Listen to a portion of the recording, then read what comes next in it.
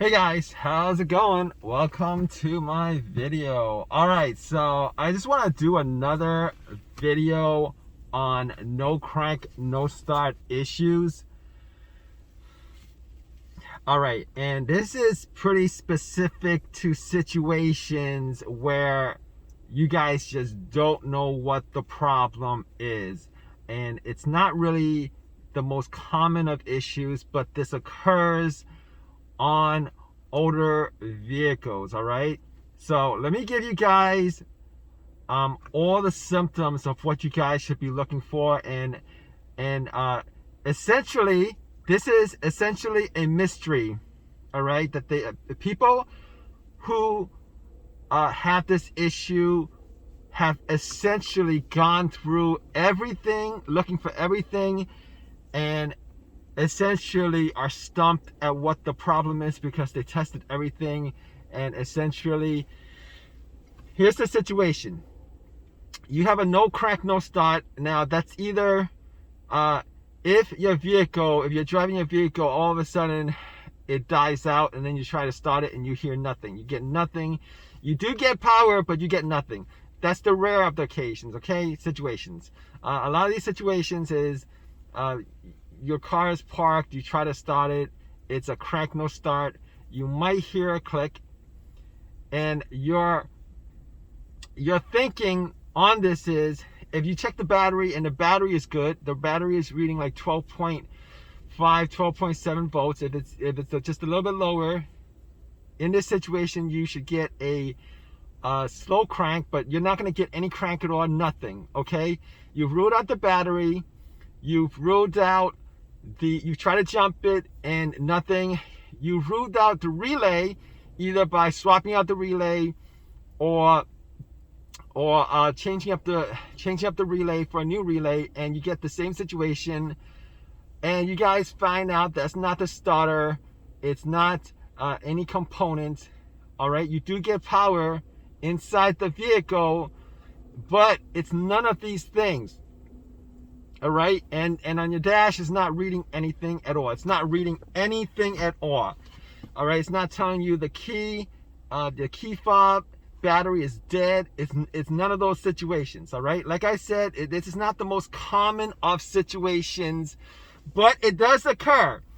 And when it does occur, a lot of people are stumped. Even when you bring it to a mechanic, they'll be stumped at this situation, testing out the starter, everything. They think it's the starter. They change out the starter.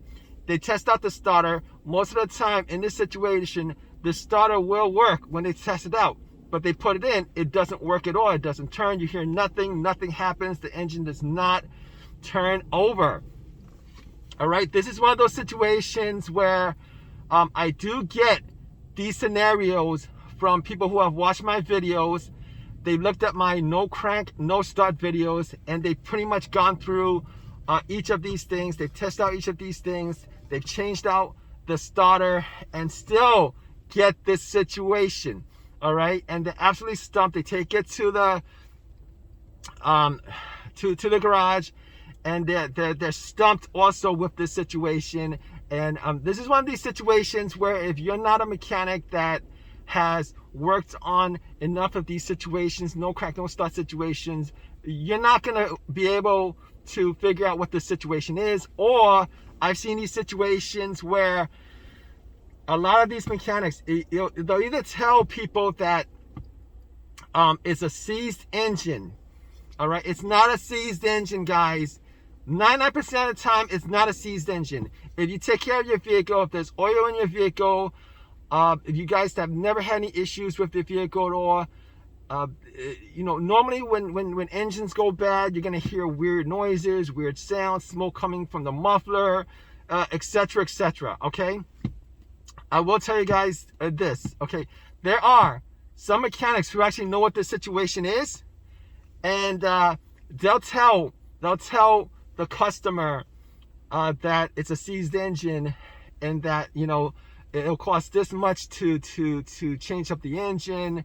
They got to pay for it. I've actually seen an ad where I've seen an ad for a newer a van, an RV type of van, maybe like 6 years old or something like that, and they posted the RV for a very low price, and it's low because it says that the mechanic says that it's a seized engine. Okay, all right, here's the fix for it, guys. Okay, hopefully this is your situation. If this is if these are your scenarios and you tried everything to fix it and you guys can't fix it, hopefully this works for you guys. Okay, you guys know seized components. You guys know that the engine very, very rarely can get seized. But what's not talked about is other parts can get seized. Your pulleys can get seized. Your compressor pulley can get seized. Your alternator can get seized. Obviously, your motor can get seized. But any component that is connected to the serpentine belt can get seized. All right? In this situation, what you guys want to do, you guys want to take the belt off. You guys want to take the belt off, the serpentine belt. You guys want to take the serpentine belt off, or at least put it to the side. All right, right? Loosen the tension, put it to the side.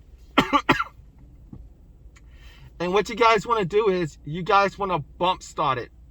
All right, you guys want to start it for maybe like 5 seconds.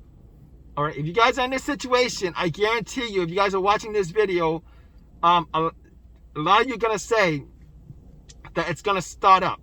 All right, now if it starts up, that's your problem. A seized components. What you guys want to do is you guys want to go and you guys want to turn the pulleys. You guys, after taking the serpentine belt, you guys want to try to turn the pulleys. You guys want to try to turn the alternator pulley. You guys want to turn the compressor pulley. You guys want to turn all those pulleys. You guys want to turn all those pulleys. And if any of those pulleys do not turn, all right, there is a good chance that that pulley is seized. If it doesn't turn, or if it doesn't turn really well, there's a good chance that it's seized. All right, and this is a real scenario in a lot of cases. Now, older vehicles, I'll tell you what, older vehicles, the starter will be strong enough to actually turn the engine over with a seized component. What happens in this case is you're going to have the belt just burn itself off. All right, it's going to go around the seized component. It's going to burn the belt off. It might burn the pulley off or whatever is that seized. It's going to do that. All right. But newer starters, they don't make them that strong. So a lot of times what happens is it's only, the torque on those starters only goes up to a certain torque. And if there's a seized component, it's going to keep it from turning the engine over. Now, if you guys have this issue and this has helped you guys out, definitely drop a comment in the comment section and let us know, what your situation is, and how you fixed it, and whether this video has helped you guys with the situation. I've sent back replies to a lot of people with this situation. Hopefully this has helped you guys out. Please subscribe, please give me a thumbs up, all that good stuff. And if you guys are wondering what this is about, watch my video watch my other video. Watch my first video where I actually put myself out there like this. All right, guys. Take care. Have a good day. All right, guys. Take care.